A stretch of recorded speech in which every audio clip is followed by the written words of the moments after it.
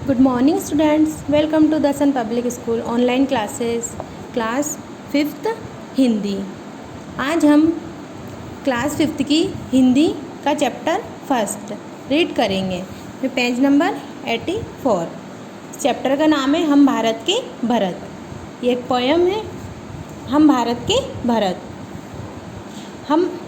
हम भारत के भरत खेलते शेरों की संतान से, कोई देश नहीं दुनिया में बढ़कर हिंदुस्तान से। इस मिट्टी में पैदा होना बड़े गर्व की बात है, साहस और वीरता अपने पुरखों की सौगात है। शब्दार्थ।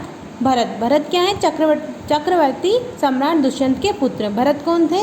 चक्रवर्ती सम्राट दुष्यंत के पुत्र। संतान मीन्स होता है औलाद, मतलब बच्चे जो होते हैं वो संतान होती हैं। दुनिया संसार, पैदा होना मतलब जन्म लेना, साहस हिम्मत, सौगात मतलब उपहार भेंट इनाम वगैरह जो होता है ना, उपहार वो होता है सौगात। अब इसका अर्थ करेंगे हम। जिसके हम भारत के भरत खेलते शेरों की संतान से, कोई देश नहीं दुनिया में बढ़कर हिंदुस्तान से। तो इसमें कवि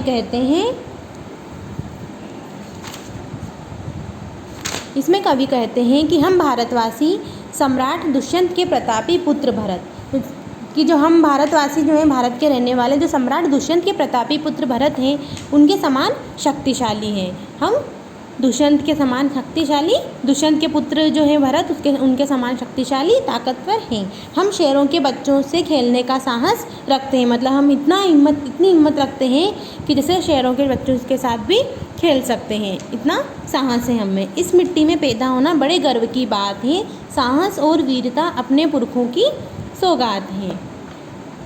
तो हमारे देश हिंदुस्तान के समान दुनिया का कोई भी देश नहीं, मतलब हमारा जो देश है हिंदुस्तान, उसके समान दुनिया का ऐसा कोई भी देश नहीं है जहाँ के लोग शक्तिशाली हैं, ताकतवर हैं। भारत की भूमि में जन्म लेना क्या है? बड़े गौरव की बात होती है। भारत की जो भूमि में जन्म लेना बहुत गर्व की बात है। हमें साहस और वीरता के गुण अपने पूर्वजों से विरासत में उपहार में प्राप्त हुए हैं। मतलब हमें जो साहस और वीरता ये किससे प्राप्त हुई है?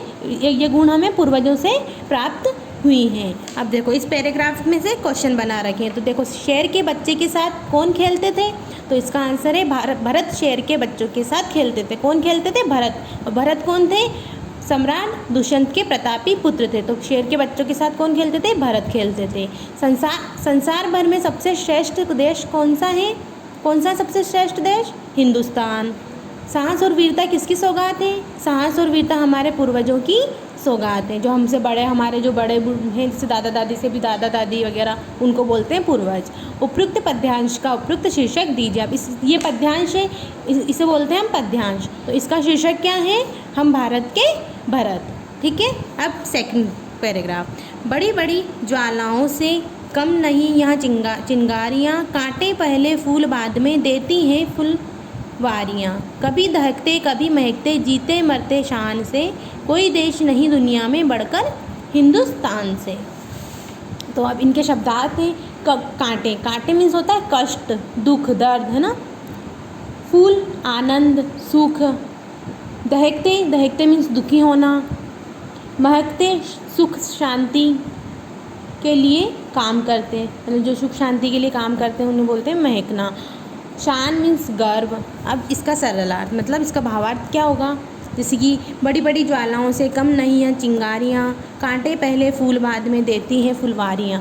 तो कवि कहते हैं इसमें कवि बच्चों की वीरता का वर्णन करते हुए कहते हैं, क्या करते हैं? ये बच्चों की वीरता का वर्णन कर रहे हैं कि हम छोटी छोटी चिंगारी बड़ी बड़ी ज्वालाओं का डटकर मुकाबला करती। मतलब हम छोटे छोटे से जो बच्चे हैं, छोटी छोटी चिंगारी, हम छोटे छोटे जो बच्चे हैं, वो बड़ी बड़ी जो ज्वालाएँ, मतलब बड़ी बड़ी जो मुसीबतें आती हैं हमारी लाइफ में, तो उनका डटकर मुकाबला सामना करते हैं। कभी दहकते कभी महकते, जीते मरते शान से, कोई देश नहीं दुनिया में बढ़कर हिंदुस्तान से।